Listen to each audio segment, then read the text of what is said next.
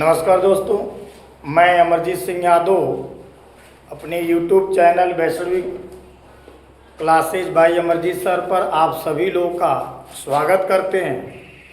पुनः आज अपने एक वीडियो के साथ प्रस्तुत हूँ जो टेट 2026 में एक क्वेश्चन महत्वपूर्ण रूप से पूछता है और आप सभी लोग अवगत होंगे अभिप्रेरणा और अभिप्रेरणा के सिद्धांत।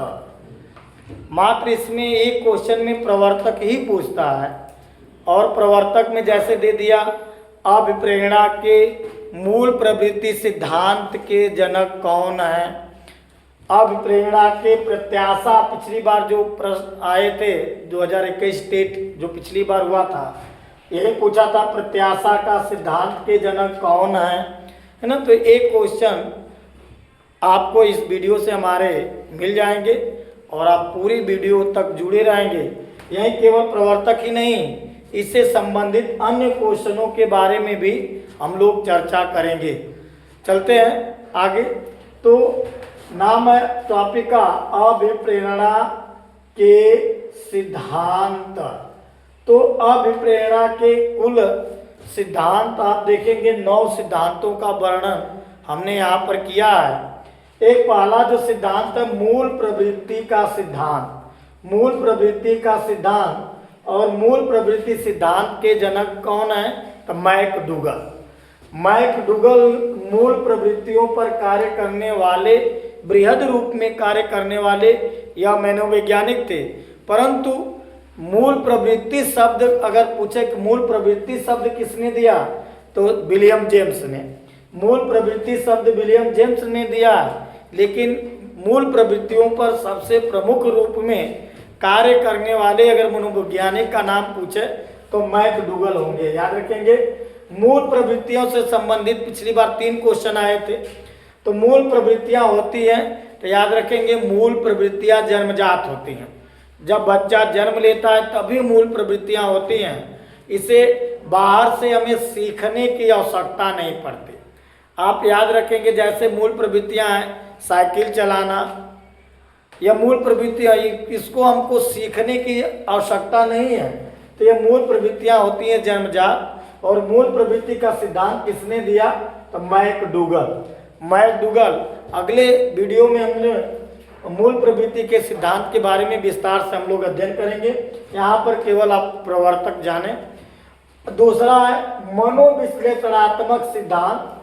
अभिप्रेरणा का मनोविश्लेषणात्मक सिद्धांत के जनक कौन है तो अभिप्रेरणा के मनोविश्लेषणात्मक सिद्धांत के जनक सिगमंड फ्रायड। याद रहे सिगमंड फ्रायड, यह नाम बहुत ही फेमस मनोविज्ञान के क्षेत्र में सिगमंड फ्रायड ने बहुत ही व्यापक रूप में अपना कार्य किया है।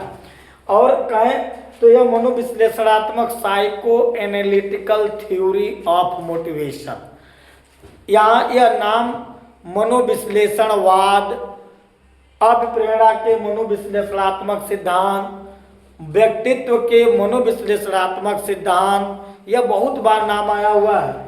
कहीं पर भी शब्द आए मनोविश्लेषणात्मक तो याद रखिएगा जनक होंगे सिगमंड फ्रायड। मनोविश्लेषणात्मक सिद्धांत के जनक कौन होंगे तो सही उत्तर है सिगमंड फ्रायड। सिगमंड फ्रायड है मनोविश्लेषणात्मक सिद्धांत के जनक। अभिप्रेरणा के मनोविश्लेषणात्मक सिद्धांत के जनक सिगमंड फ्रायड। इन्होंने भी यही मूल प्रवृत्तियों के संदर्भ में ही कार्य किया और बताया कि जो मैकडूगल ने 14 मूल प्रवृत्तियां बताया था, इसके अतिरिक्त इन्होंने 2 मूल प्रवृत्तियां बताया, एक जीवन मूल प्रवृत्ति और एक मृत्यु मूल प्रवृत्ति। जीवन मूल प्रवृत्ति को बताया कि अच्छे कार्य को करने के लिए प्रेरित करती हैं। मृत्यु मूल प्रवृत्ति को इन्होंने बताया कि विध्वंसक कार्य, गलत कार्य करने के लिए प्रेरित करती हैं। डिटेल हम लोग पढ़ेंगे अलग अलग सिद्धांत तो उसमें आ जाएगा। अगला देखेंगे मांग सिद्धांत। याद रखेंगे मांग सिद्धांत को ही आवश्यकता का सिद्धांत या आत्मीकरण का सिद्धांत भी कहा जाता है। इंग्लिश वर्ड अगर बात करें तो need theory of motivation. Need theory of motivation प्रश्न रहेगा, मांग सिद्धांत के जनक कौन है? तो अब्राहम मास्लो। मांग सिद्धांत किसने दिया? तो याद रखेंगे अब्राहम मास्लो ने मांग का सिद्धांत दिया। एक प्रश्न रहेगा कि अब्राहम मास्लो ने कुल कितनी मांगों का उल्लेख किया? तो आपको याद होना चाहिए 5। अब्राहम मास्लो ने कुल कितनी मांगों का उल्लेख किया है? तो 5। याद रहे ये 5 जो मांग है यह क्रम से है। सबसे पहली जो मांग इन्होंने बताया वह शारीरिक मांग या जिसे हम कहेंगे जैविकीय मांग, इंग्लिश में अगर कहें तो फिजियोलॉजिकल नीड।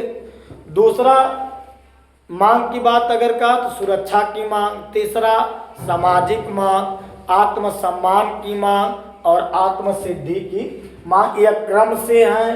तो यहाँ पर आपको मुख्यतः याद क्या करना है? मुख्यतः याद करना है मांग सिद्धांत के जनक कौन है? तो याद हो जाए अब्राहम मास्लो। अब्राहम मास्लो है मांग सिद्धांत के जनक। इसी को कहा गया है आवश्यकता का सिद्धांत, इसी को कहा गया है सबलीकरण का सिद्धांत, कई नामों से है। और इंग्लिश वर्ड बस एक याद रखिए, नीड थ्योरी ऑफ मोटिवेशन। अगला है निष्पत्ति का, मोस्ट इंपॉर्टेंट, निष्पत्ति का सिद्धांत। निष्पत्ति का सिद्धांत याद रखेंगे, निष्पत्ति के सिद्धांत को ही उपलब्धि का सिद्धांत भी कहा जाता है। निष्पत्ति के ही सिद्धांत को उपलब्धि का सिद्धांत कहते हैं। और इसके जनक याद होना चाहिए डी मैक्लीलैंड। यही सबसे इंपॉर्टेंट प्रश्न का रूप में रहेगा कि निष्पत्ति या उपलब्धि सिद्धांत के जनक कौन है? अभिप्रेरणा के निष्पत्ति या उपलब्धि सिद्धांत के जनक कौन है? तो डी मैक्लीलैंड। निष्पत्ति इंग्लिश में अगर कहें achievement theory of motivation, achievement theory of motivation के जनक कौन है? डी मैक्लीलैंड। आगे चलते हैं, प्रत्याशा का सिद्धांत। पिछली बार टेट का यही प्रश्न है। टेट में जितने भी प्रश्न बनते हैं याद रखें सभी सरल ही क्वेश्चन रहते हैं, टॉपिक के ऊपर से ही प्रश्न रहते हैं। तो पिछली बार यह क्वेश्चन बना था मूल प्रवृत्ति का सिद्धांत, और इसी जितना हमने 9 सिद्धांत दिया इसी से 4 क्वेश्चन बने थे। मूल प्रवृत्ति का सिद्धांत किसने दिया? मूल प्रवृत्तियों को मैक्डूगल ने कितने भागों में बांटा? मूल प्रवृत्तियां जब बच्चा बड़ा होता है तो उसमें किस्में के रूप में विकसित होती हैं। यह आया था प्रत्याशा। अभिप्रेरणा के प्रत्याशा सिद्धांत के जनक कौन है? तो याद रहे विक्टर एच ब्रूम। पूरा नाम इनका है विक्टर एच ब्रूम। प्रत्याशा सिद्धांत के जनक कौन होंगे? तो विक्टर एच ब्रूम।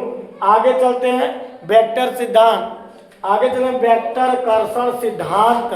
वेक्टर कर्षण सिद्धांत, वेक्टर कर्षण सिद्धांत याद रहे। यहाँ आपको एक ट्रिक बता दें।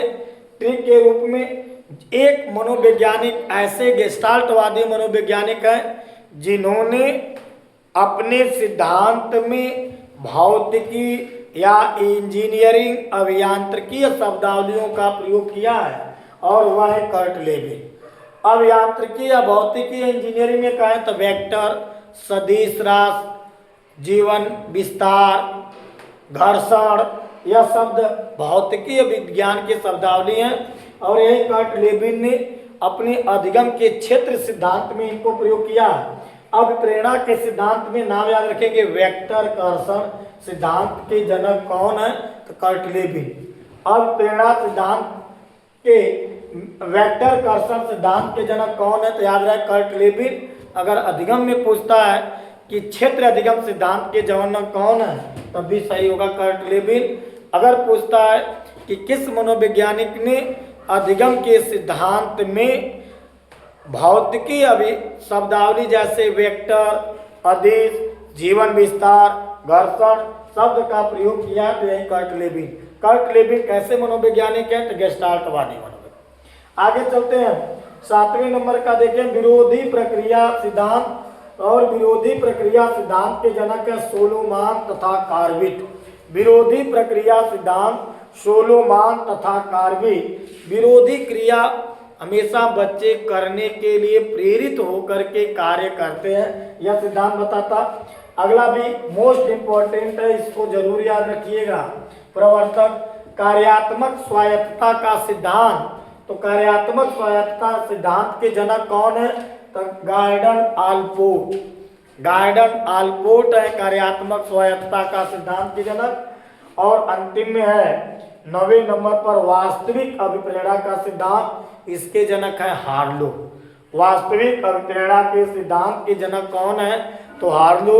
इस प्रकार से हम लोगों ने आज इस वीडियो में अभिप्रेरणा के सिद्धांत के बारे में देखा और अभिप्रेरणा के सिद्धांत कौन कौन से हैं, उसके प्रवर्तक कौन से हैं, यह महत्वपूर्ण रहा। और इससे एक क्वेश्चन या दो क्वेश्चन आपके यूपी टेट में डीएलएड फर्स्ट सेमेस्टर में मिलने ही मिलने। उम्मीद और आशा है कि यह वीडियो आपको अच्छा लगा होगा। कमेंट्स के माध्यम से हमें अवगत जरूर कराइएगा कि यह कैसा लगा। और आज इतने महत्वपूर्ण अभिप्रेरणा के सिद्धांतों के बारे में हम लोगों ने देखा और इसी प्रकार से नेक्स्ट वीडियो में हम लोग इस सिद्धांतों का विस्तार से एक एक का वर्णन भी करेंगे। आप लोगों ने पूरी वीडियो देखा, इसके लिए बहुत बहुत धन्यवाद, आभार, धन्यवाद।